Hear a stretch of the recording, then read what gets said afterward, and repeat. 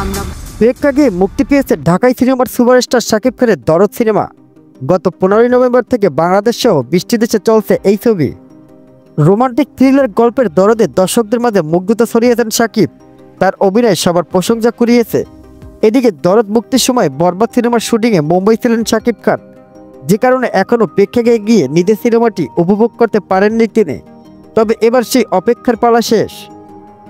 আগামী শুক্রবার সন্ধ্যায় রাজধানীর সিনেপ্লেক্সের একটি ব্রাঞ্চে শাকিব খানের ব্যবসায়িক প্রতিষ্ঠান রিমা খানলানের সৌজন্যে দরদের একটি স্পেশাল স্ক্রিনিং আয়োজন করা হয়েছে। এই কারণে সিনেপ্লেক্সের 3 হলের সব টিকিট আগেই কেনা হয়েছে।